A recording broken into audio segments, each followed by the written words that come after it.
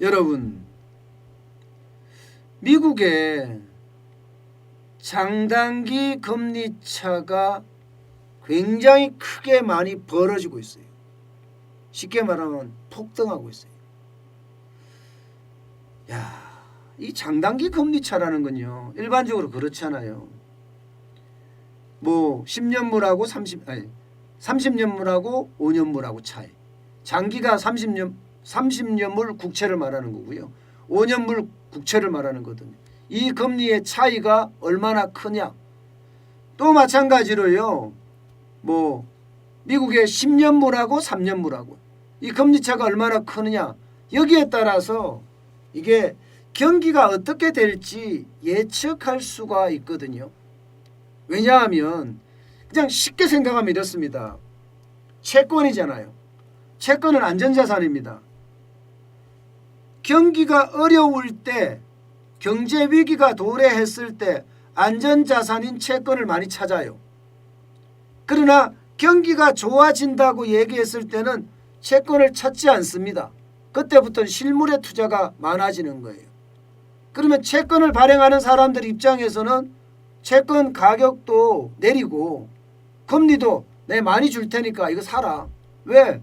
안전자산인 채권을 안 사고 수익률이 낮으니까. 다른 실물에다 투자하거든요. 바로 이 문제입니다. 바로 이 문제. 쉽게 말하면 경기가 좋아지기 때문에 안전자산을 뒤로 하고 실물 자산에 투자한다. 그래서 채권의 금리는 올라가고 가격은 떨어진다. 이런 얘기가 성립이 되는 겁니다. 이 경우에 말입니다. 이 경우에 여러분, 이게 단기 국채를 사겠습니까? 아니면은 장기 국채를 사겠습니까?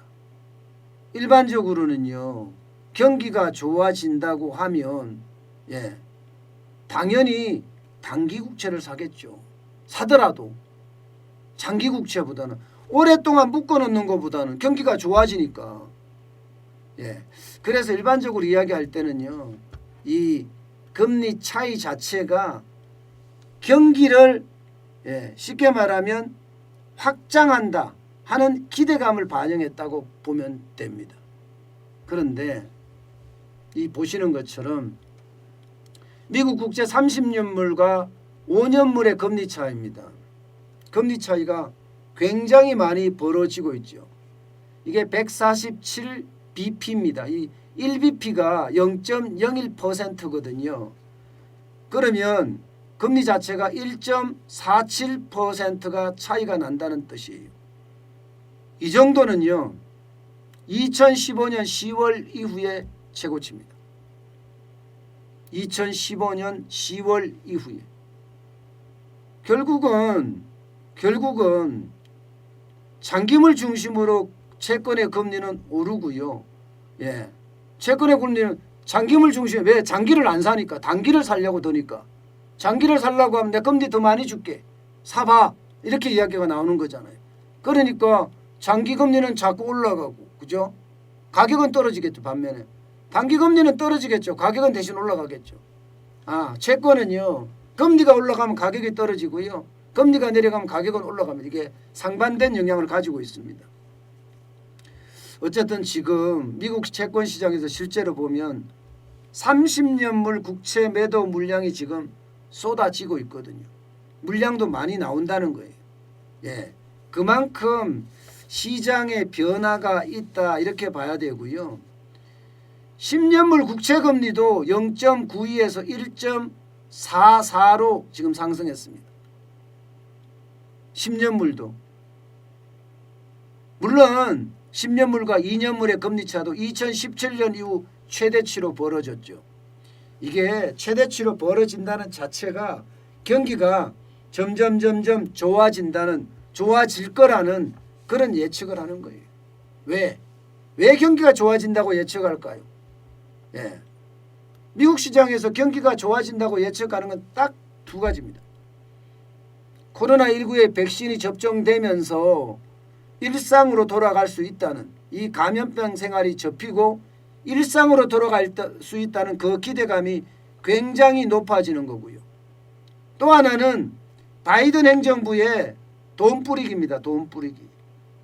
쉽게 생각하면. 지금 바이든 행정부의 돈 뿌리기가 실제로 시작이 됐죠.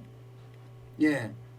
해리스 부통령이 캐스팅 보드 행사를 해서 1조 9천억 달러에 대한 경기 부양책 상원까지 통과했습니다. 우리 돈으로 2100조예요. 트럼프 대통령 행정부에서 3조 달러 뿌렸잖아요. 또 1조 9천억 달러가 뿌려진다는 이야기예요. 1조 9천억 달러가. 돈이 많이 뿌려진다는 이야기는 여러분 실물 경제가 그만큼 좋아진다는 이야기입니다. 그러니 금리는 점점 장기 금리는 점점 더 올라갈 거라고 봐요. 실제 국채 금리도 많이 올라가고 있는 거고요. 그러니까 이게 우리가 유심히 봐야 되는 게 미국의 국채 금리가 어떻게 될지. 일반적으로 장단기 금리가 역전되면 경기가 침체된다고 하잖아요. 장단기 금리가. 예. 장단기 금리가 역전이 되면 이게 금리가 경기가 침체한다고 하는데 반대로 지금 장단기 금리차가 더 벌어지면 경기 회복이 그만큼 된다는 이야기입니다. 실제 안전자산에 대한 인기가 굉장히 시들어진 것도 사실이에요. 금에 대한 금에 대한 가격 뉴욕 상품 거래소에서 보면요. 지금 온스당 1791.20달러입니다. 이거 2000달러까지 올라갔었잖아요. 예.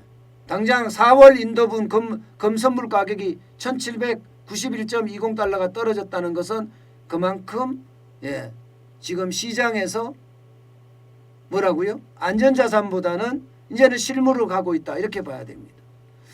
최근에 달러 가치도 계속 올라가고 있어요. 달러 인덱스가 91.5까지 올라갔습니다. 91.5까지. 2개월 만에 최고치입니다. 다시 말해서 미국 경제가 좋아진다고 예측을 하면서 좋아진다고 예측을 하면서 달러가 강세 기조를 유지하는 거죠. 아마 이대로 가면 아마 미국의 어떤 경제에 대한 인플레이션 그것도 굉장히 심해지지 않을까 지금 이렇게 생각을 해요. 일반적으로 기대 인플레이션이라는 게 2% 정도잖아요. 근데 지금 보는 거는 아마 2%는 좀 더 넘어가지 않을까 이렇게 생각을 하고 있어요. 2%를 넘어가는 순간 이제 인플레이션이라는 말이 나오거든요. 현재까지는 2.18까지도 상승할 수 있다. 2018년 이후 최고치를 나타낼 수도 있다. 이런 전망이 지금 나오고 있습니다. 결국은 2.5까지도 이야기가 나오니까요. 미국의 인플레이션은 아마 시작이 될 가능성이 크다. 이렇게 지금 봐야 됩니다. 그렇게 됐을 때 미국 시장의 어떤 변화의 물결은 고스란히 한국 시장으로 전달이 되거든요. 한국 시장으로. 근데 우리에게 굉장히 안타까운 것은 돈을 푸는 것까지는 좋은데 그러면 약달러가 될 거라고 예상을 했지만 요즘 미국 경제가 오히려 좋아진다면서 강달러 현상이 나타나고 있어서 우리한테는 그렇게 썩 좋은 결과는 아닌 거다 이렇게 지금 보고 있습니다. 어쨌든 우리 경제가 빨리 이렇게 회복의 어떤 모양새를 가져가야 될 텐데 정부가 워낙 시장 경제를 부정하는 그런 것들이 워낙 많이 나오기 때문에 사실 좀 걱정은 돼요. 대한민국은 시장 경제, 주주자본주의가 틀이거든요. 근데 그 시장 경제나 주주자본주의가 점점 하나씩 깨지고 있는 것 같아서 참 두렵습니다.